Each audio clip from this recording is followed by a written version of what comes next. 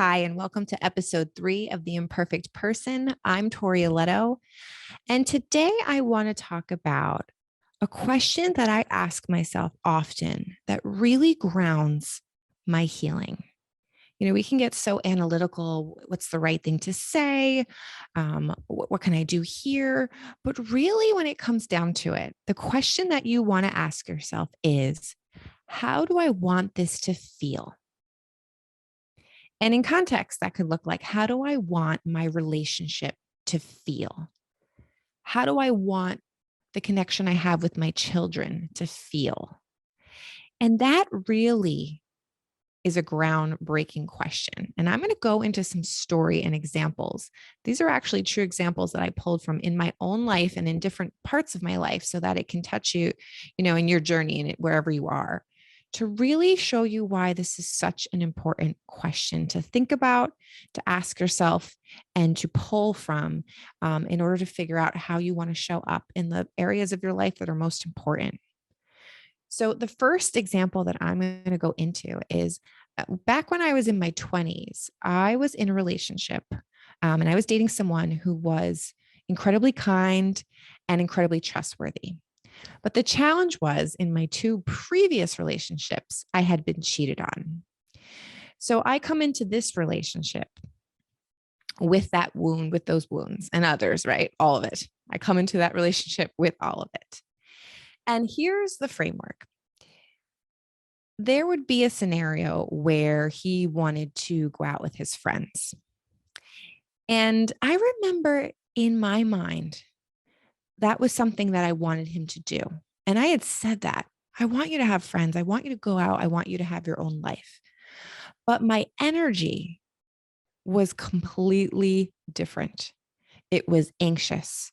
It was nervous. It was invasive, controlling even, and those aren't words that I really like to label myself as, but I don't identify as those parts of me.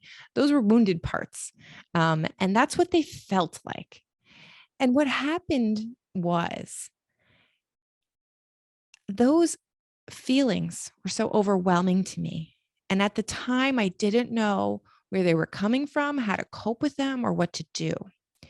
So, what I call protective behaviors, my protective behaviors came in, and that looked like reaching out to him a lot when he was out. That looked like asking him a lot of questions. When are you coming back? What did it out? What are you gonna do? That looked like having like a strange feeling or vibe, I'd even say, when he told me he had plans coming up. And it created a really off dynamic. And I remember sitting there thinking, wow, I know for a fact that I want him to have his own life. What's going on for me here where my energy is almost saying something completely different? And when I stopped to really think about this, I asked myself this really important question. How do I want my relationship to feel, particularly in these moments? But these moments are what make up what I call the atmosphere of a relationship. How do I want this relationship to feel? And immediately I answered that question with free. And then I thought to myself, how does this relationship feel, particularly in these moments where I was examining it? And it felt suffocating. And that was huge for me to see this disconnect between how I wanted it to feel and what it actually felt like. And then I was able to look at, how am I contributing to the suffocation? What am I doing? Or what's surfacing outward that I have to look at that's contributing to this energy between us? Because what happens is these energies exist and we dance all around them and we function all around them, and they take on a life of their own. So I remember one night in particular, I remember saying to him, hey, listen, I know that I'm saying to you that I want you to have friends and go out and enjoy yourself. And I know my energy is saying something very different, but that's mine to cope with and manage. So you go out tonight and I want you to know that I'm going to be starting to work on this. And he was like, okay. And I'll never forget, I have like a real visual a memory of this. I was sitting in my room and I took out a notebook and I was just writing. Like I was like Matt Damon in Good Will Hunting, except it wasn't math. It was like crazy things you never want anyone to know that are going on in your head. I was just writing. And I was like, wow, there's so much here. And what I realized was, which I now come to know the term, is I was creating a container to try to soothe myself or try to move myself from what I would say would be like a 9 or 10 on the reactivity scale to like a 7 or 6. And when I was able to just get it out and my fears and I can't control this and I've been hurt before and all these things, I started to see and make connections to my wounds, to the stuff that I was carrying in from my previous relationship, and really kind of meet myself there. There was no judgment, there was no shame. There was a witnessing of a disconnect between a value of mine, which is freedom, and how I was showing up and the energy that I was contributing to my relationship. And those disconnects can really highlight areas where we want to work. They can really change the feel of how we show up, not just what we say. And that's so important. The feel matters so much more. Do you know how many times I have couples come into couples therapy and they can say the words, but their partners can't feel them? They don't care if you say the validating sentence that I gave you, right? They care if they can feel your presence. They care if they can feel connected to you. And that's not an easy thing to do. So I give credit to anyone that's starting with the sort of detached statements, because that's where we start when we grow. But it's the presence, it's the feeling that matters. That's what we're after. Now, when I think of it, when I think of my husband and the things that we go through or the circumstances that come up, that question pops up for me all the time. How do I want my marriage to feel? And yes, freedom comes up, but the other word that comes up for me is safe, safety, connected.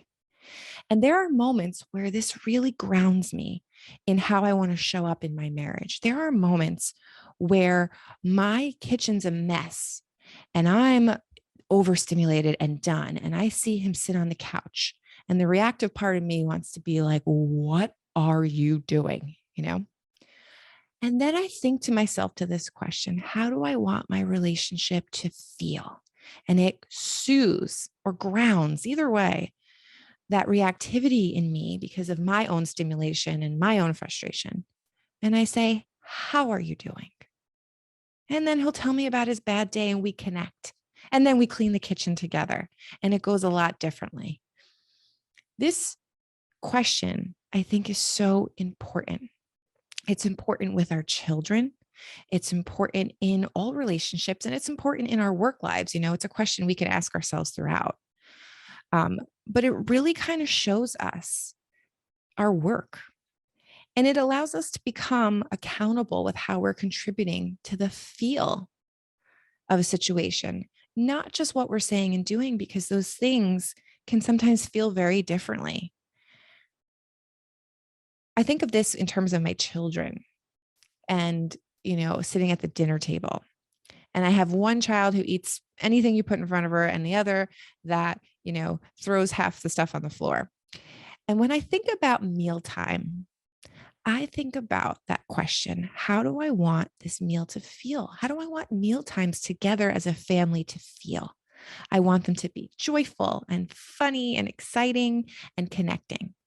Now, that does not mean that they always go that way. Of course not. I have other people at the table with me who have moods and, needs and all sorts of things. But it grounds me in how I show up. And the difference here is, am I going to sit there and focus and get annoyed about the food on the floor or what they're eating or not eating or some silly thing that they're doing? Or am I going to show up in a way that serves me and my values, which is joy, connection, all the things that I want from mealtime? And that's how I show up. Again, always want to reiterate this, not perfectly. There are times where my kids eat in front of the television, and that's good enough. But I'm talking about when there is intention around it. And I think this is a really important thing to think about. I remember working with families when I used to do family sessions, and sometimes they would come in before a vacation or a trip. And they knew, they know each other and they know everyone's dynamics and who was going to fight and complain and all this. And I remember we used to get really clear on how do you want this trip to feel? And again, this doesn't mean that you can control every moment of how it feels. It just means, how do you want to show up? Because the how do you feel leads to the next part. How do you want to show up? Do you want to stress over morning breakfast, or do you want to look outside and take in the sky?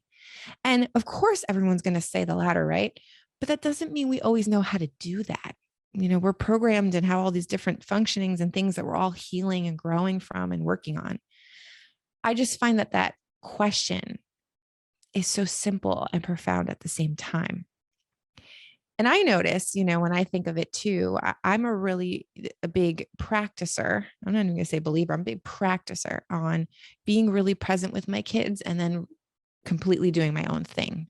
I notice anytime that I'm in that in between energy where I'm half paying attention and half doing something, there's crankiness, there's this, there's that. I lose my boundaries, and it's just a big energy feel mess. And then I think to myself, how do I want the time that I'm with my kids to feel? And I want it to feel connecting. I want it to feel present.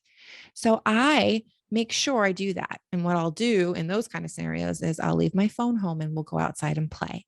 And I'll do things that I wouldn't normally do. I'll start playing, a game or running around or being silly, parts of me that I don't have access to because I'm a stressed adult. But I'll do it. I'll go there because they're connecting moments. And then I come home and then I completely, everyone has to do their own thing.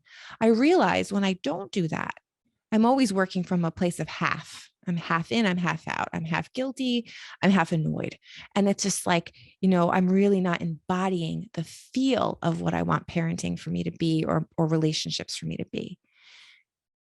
I really believe that we lose touch with this part of healing because we're so worried in what we're saying. And do we say the right thing? Do we do the right thing? Did we repair the right way? We get so caught up, we almost analyze healing that we forget that a lot of what we're healing from is how we felt growing up. It's the aloneness we felt. Yes, there's experiences in particular that stick out, but they're feelings, they're wounds because there are feelings that we had over and over again, maybe in our families that we're healing from.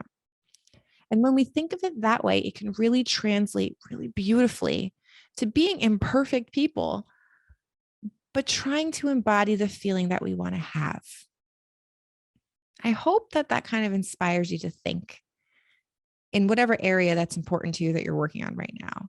And it really helps you look at how you're showing up and contributing to the energy in your relationship, the energy with your kids, the energy with your family, at work, with your friends, with your people you're dating, whoever.